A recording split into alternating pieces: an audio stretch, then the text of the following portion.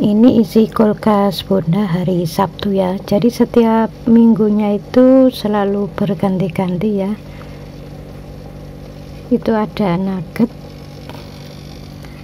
Terus ini kuahnya kolak pisang ya.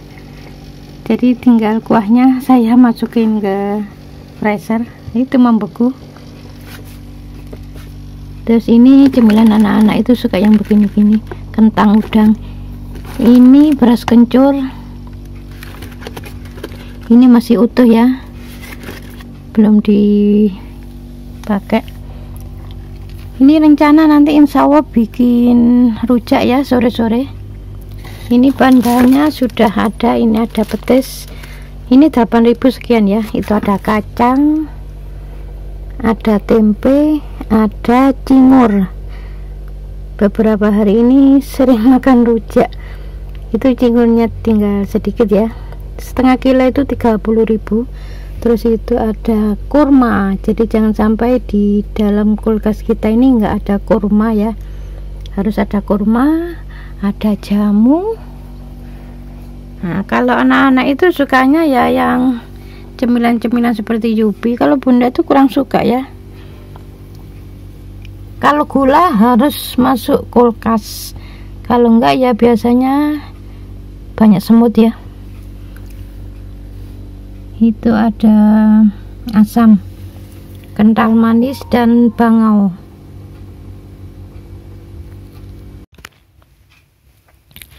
Keyakinan itu jelas harus benar.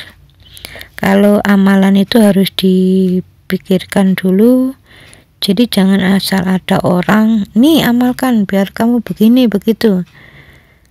Kalau memang nggak dicontohkan sebenarnya oleh Rasulullah ya jangan diikutin ya.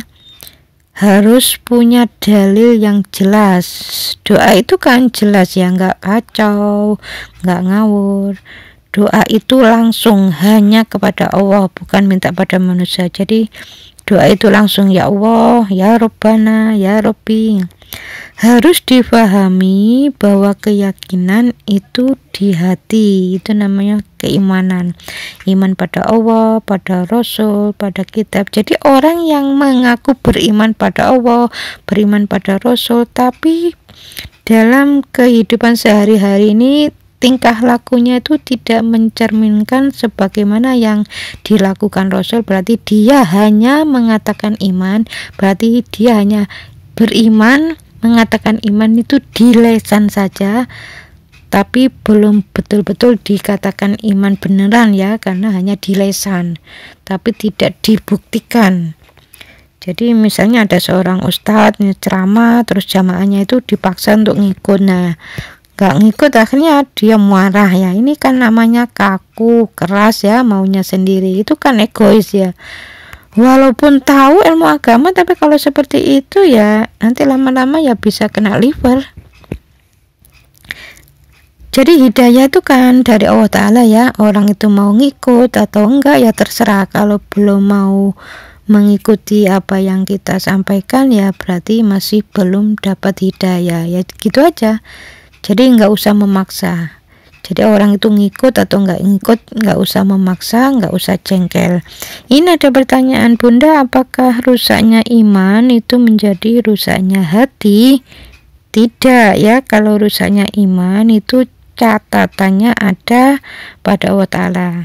Kalau rusaknya hati ya karena perilaku seseorang yang kaku, keras, meyakini apa yang dilakukan itu benar, jadi keyakinan yang salah itu nanti bisa kena penyakit liver.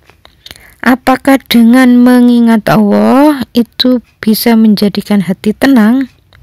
Iya, yang dimaksud ala bidzikrillahi tatmainnul qulub, dengan mengingat Allah hati jadi tenang. Itu bukan hanya berzikir di lisan saja ya, misalnya baca tasbih subhanallah subhanallah, baca istighfar atau bacaan alhamdulillah ya, itu kan mengingat Allah. Tapi dalam kehidupan sehari-hari dengan menjalankan aktivitas sehari-hari Rasul itu mengajarkan seperti itu. Misalnya dimaki-maki orang, Rasul itu nggak marah ya, terus nyontoh Rasul dimaki-maki orang nggak marah ya, itu kan berarti sudah menjalankan apa yang diajarkan Rasul terus dilakukan. Itu sama dengan mengingat Allah, ingat sama Allah Ta'ala.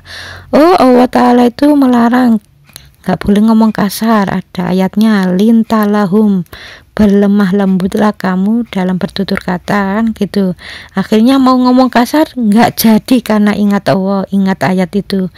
Mau marah juga nggak jadi karena Allah Ta'ala perintah memaafkan. Nah, kalau sudah dimaafkan kan nggak mungkin marah. Kalau marah kan berarti belum memaafkan. Jadi kalau orang sudah mengatakan beriman pada Allah, beriman pada Rasul, tapi tidak menjalankan dalam kehidupan sehari-hari ini, ya masih marah, egois, itu kan berarti hanya di lisan. Mengatakan iman itu hanya di lisan, bukan iman yang sungguhan ya. Jadi belum dilaksanakan ya belum berarti dikatakan iman. Dia hanya iman bohong ya istilahnya. Lisannya saja mengatakan beriman tapi nggak dilaksanakan, itu kan namanya dengan bohong. Ya, mudah-mudahan video ini ada manfaatnya ya. Jadi kalau ada orang mengatakan begini, masa orang punya keyakinan gitu aja kok tiba-tiba jadi kena penyakit liver?